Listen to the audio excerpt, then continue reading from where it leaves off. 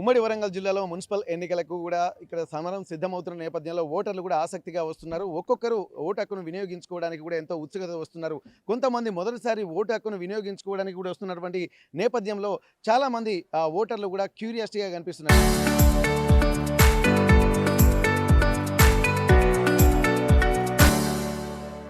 కానీ మరికొంతమంది విలువైనటువంటి ఓటు హక్కును వినియోగించకుండా ఇళ్లలోనే ఉన్నటువంటి వాళ్ళు ఎంతోమంది ఉంటారు.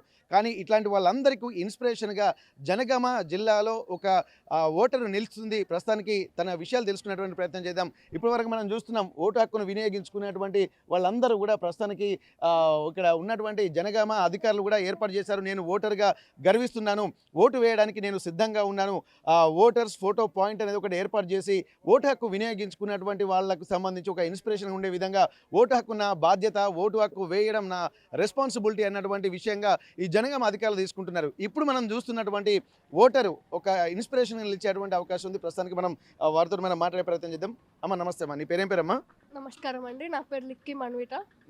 ఇప్పుడు ఓటు హక్కు వినియోగించుకున్నారా? వినియోగించుకున్నానండి. ఎన్నోసారి అమ్మా? ఇదే మొదటిసారి అండి. ఇదే మూడోసారి. యా ఇక్కడ మనం గమనించవచ్చు, ఇక్కడ ప్రత్యేకించి స్పెసిఫిక్గా మొదటిసారి తనను చూస్తుంటే ఒక దివ్యాంగురాలు, కానీ ఓటు హక్కును వినియోగించుకోవడానికి ఎంతో రెస్పాన్సిబిలిటీ వచ్చి ఎంతో మందికి ఇక్కడ ఆదర్శంగా నిలబడుతున్నటువంటి పరిస్థితి. ఇక్కడ చాలా వరకు ప్రభుత్వ అధికారానికి సంబంధించినటువంటి ఫలాలు తీసుకుంటూ ఉంటారు, సమస్యలు ఉన్నాయని చెప్పి చెప్తా ఉంటారు. కానీ ఓటు వేయడానికి మాత్రం ఇళ్లలో నుండి కదలకుండా అక్కడే ఉండి మాటలు మాట్లాడడానికి ఎంతో గొప్పగా మాట్లాడుతూ ఉంటారు. కానీ ఓటు వేయడానికి ఓటర్ పోలింగ్ బూత్ దగ్గరికి మాత్రం రాని పరిస్థితుల్లో తన ఇన్స్పిరేషన్ ఏంటో ఒకసారి మనం అనుకుందాము. తనకు ప్రస్తుతానికైతే చూపు లేదు, ప్రస్తుతానికి వాళ్ళ కుటుంబ సభ్యుల సహకారంతో ఇక్కడికి వచ్చింది. ఒక్కసారి పూర్తిగా వారి డీటెయిల్స్, వారి ఇన్స్పిరేషన్ కూడా మళ్ళీ తెలుసుకునే ప్రయత్నం చేద్దాం. అమ్మ, మీరు ఇప్పటి వరకు ఓటు హక్కును ఫస్ట్ టైం వినియోగించుకున్నారు, ఇప్పుడు ఎట్లా ఫీల్ అవుతున్నారు మీరు? Feeling very happy. సో మీ ప్రొఫెషన్ ఏంటమ్మా? Special educator, SGT. ఎస్జిటి అంటే గవర్నమెంట్ టీచర్గా ఎస్జిటిగా మీకు జాబ్ వచ్చింది, ప్రభుత్వ ఉద్యోగురాలు. ఓకే. ఇప్పుడు చాలా వరకు ఓటు హక్కును వినియోగించుకోవాలంటే మనకు ఒక ఇన్స్పిరేషన్ అనేది ఉంటుంది.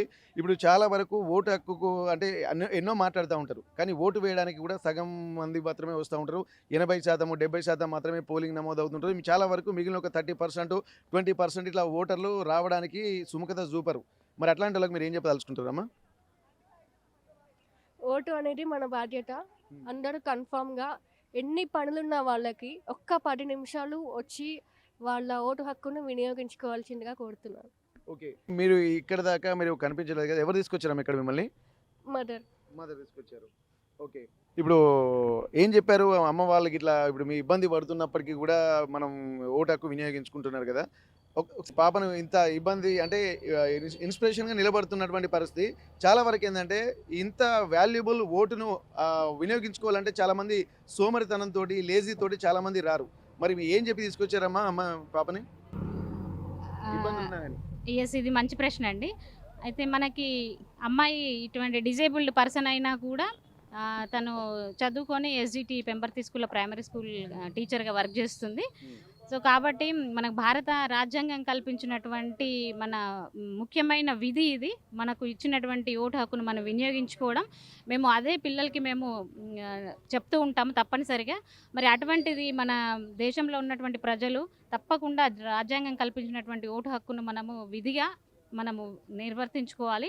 ఎందుకు అని అంటే తర్వాత పరిపాలనని చూసి ఇది ఇలా ఉంది, అది అలా ఉంది అని అంటే మీరు ఇంట్లో కూర్చొని బయటికి రాకుండా ఓటు వేయకుండా ఉండి విమర్శించడం అది కరెక్ట్ కాదు. కాబట్టి మీరు కూడా భాగస్వామ్యం అవితేనే మీరు ప్రశ్నించేటటువంటి హక్కు ఉంటుంది. కాబట్టి ఇటువంటి వాళ్ళే ముందుకొచ్చి వాళ్ళ ఓటు హక్కును వినియోగించుకుంటున్నప్పుడు మరి సాధారణ పౌరులు ఉన్నటువంటి మీరు ఏం చేయాలి అన్నది మీరే ఆలోచించుకోవాలి. ఓటు హక్కును కాబట్టి రాజ్యాంగం కల్పించినటువంటి ఓటు హక్కు అది మన బాధ్యత. అది మనం రోజు నిర్వర్తించిన కర్తవ్యాలు ఏ విధంగానైతే ఉంటాయో ఇది కూడా మన బాధ్యతగా భావించి మనకు ఉన్నటువంటి ఓటు హక్కును వినియోగించుకోవాలని నేను కోరుకుంటున్నాను. ఇక్కడ రాజరిక వ్యవస్థ ముగిసిన తర్వాత ప్రజాస్వామ్యబద్ధంగా ఓటు హక్కు వినియోగించుకొని తమకు కావాల్సినటువంటి అంటే అభివృద్ధి చేసేటువంటి నాయకుని ఎన్నుకోవాల్సినటువంటి ఒక లక్ష్యంతో ఇక్కడ భారత రాజ్యాంగం కల్పించినటువంటి ఒక ప్రత్యేకమైనటువంటి విషయం ఏంటంటే ఓటు హక్కు. అట్లాంటి ఓటు హక్కును వినియోగించకుండా ఇక్కడ అభివృద్ధి గురించి మాట్లాడేటువంటి అర్హత ఎవరికి ఉండదన్నటువంటి ఒక ప్రశ్నలు తలెత్తున్నాయి. మనం చూడొచ్చు, ఇంకా ఎంతోమంది ముసలి వాళ్ళు కూడా చాలా ఇబ్బందులు పడుకుంటూ అంటే డయాలసిస్ పేషెంట్స్తో పాటు ఇక్కడ చాలామంది పేషెంట్స్ కూడా ఇప్పుడు మనం చూస్తున్నాము వీల్ వీల్ చైర్లలో వచ్చి ఓటు హక్కు వినియోగించుకుంటున్నటువంటి సిచ్యువేషన్ మనం చూస్తున్నాం. వీళ్ళందరూ కూడా ఇక్కడ ఓటు హక్కు వినియోగించకుండా ఇళ్లలో కూర్చొని మాట్లాడేటువంటి వాళ్ళకి ఒక అంటే కనువిప్పుగా మనం భావించాల్సినటువంటి అవసరం ఉంటుంది. చాలా చక్కగా చెప్పారు. ఓటు హక్కును వినియోగించుకోవడం ప్రతి ఒక్కరి బాధ్యత.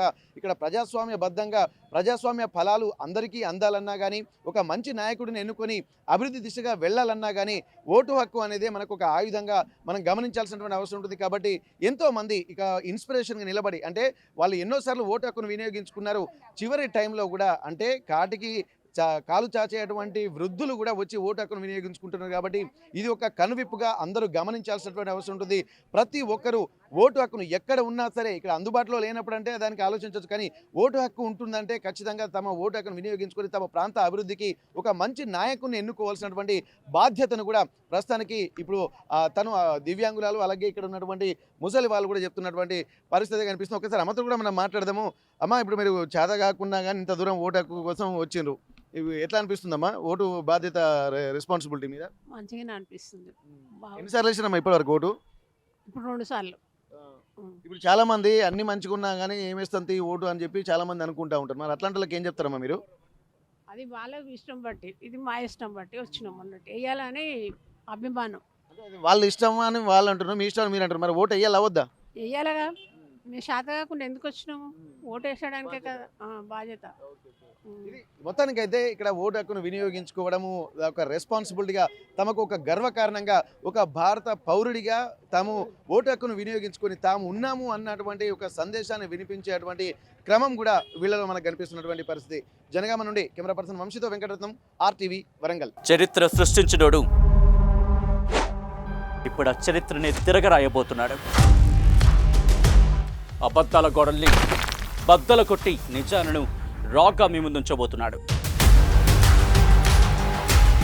నిజమైన వార్తల కోసం వెంటనే డౌన్లోడ్ చేసుకోండి రా యాప్ని.